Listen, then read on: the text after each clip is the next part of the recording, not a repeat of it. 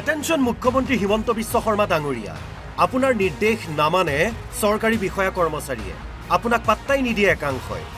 মুখ্যমন্ত্ৰীৰ নিৰ্দেশ পুৱা 9:30 বজাৰ পৰা 10 বজাৰ ভিতৰত কাৰ্যালয়ত উপস্থিত হ'ব লাগিব চৰকাৰী কৰ্মচাৰী কিন্তু শুনিছেনে বিষয়া কৰ্মচাৰীয়ে ইয়া চিৰাং জিলাৰ বিজনেছস্থিত জলসিঞ্চন বিভাগৰ কাৰ্যালয় সময় তেতিয়া 10:25 উপস্থিত হৈছিল আমাৰ সাংবাদিক কিন্তু কি দেখিলে উপস্থিত আছো এতিয়া সময় হল 10:35 বাজিলে কিন্তু জলসিঞ্চন বিভাগৰ এক্সিকিউটিভ ইঞ্জিনিয়াৰৰ কাৰ্যালয় মই উপস্থিত আছো এয়া বিজনেছ দৃশ্য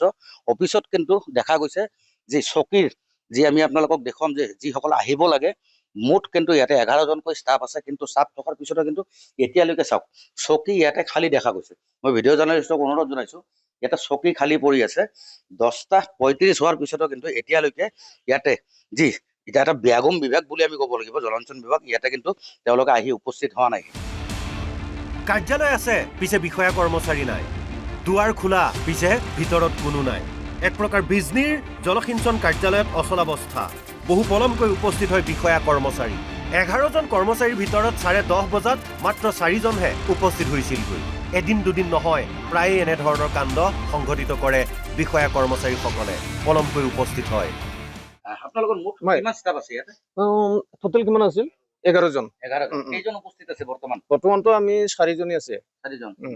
মই সাব ডিভিজনত বৰ্তমান ইয়াতে নাই কি এইটো নাজানো 10টা 10:30 পাৰ হৈছে প্ৰত্যেক দিন এনেকুৱাকে আহে নেকি এনেকেই আহে প্ৰত্যেক দিন এনেকুৱাকে আহে নেকি বাকি এই আপোনালোকৰ মানুহগৰাকী আহে কেইটা বজাত অফিচত আহে 10:30 10:30 পৌনে 11টা 11:30 অফিচত আহে 10:30 বজাৰ পিছত 2-এজনকৈ উপস্থিত হ'লগৈ আমাৰ সাংবাদিকে সুধিলে কিয় পলম হ'ল কিন্তু তাতো তেওঁলোকৰ অজুহাত অনেক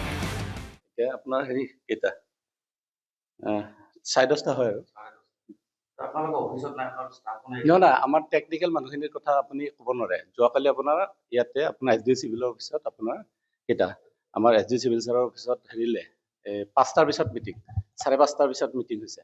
তাৰপিছত চেঞ্চাছৰ কাম চলি আছে আপোনাৰ 7 মাইনৰ ইৰিগেশ্যন কেৱল বিজনীয়েই নে গোলাঘাটতো একেই পৰিৱেশ এয়া গোলাঘাটৰ জলসিঞ্চন বিভাগৰ কাৰ্যালয়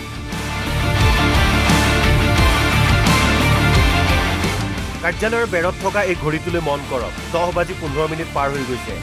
তেতিয়ালৈকে আঙুলিৰ মূৰত লেখিব পৰাকৈ 2জন মানুহে উপস্থিত হৈছে কিন্তু গৰিষ্ঠ সংখ্যকে উপস্থিত হোৱা নাই এইদৰে এতিয়া চলিছে চৰকাৰী কাৰ্যালয় অনাগত দিনত আমি দেখুৱাম কিদৰে চৰকাৰী নিৰ্দেশনাক বুঢ়া আঙুলি দেখুৱাই একাংশ বিষয়া কৰ্মচাৰীয়ে নিজৰ খেয়াল খুচিমতে উপস্থিত হয় কাৰ্যালয়ত আৰু নকৰে ৰাইজৰ কাম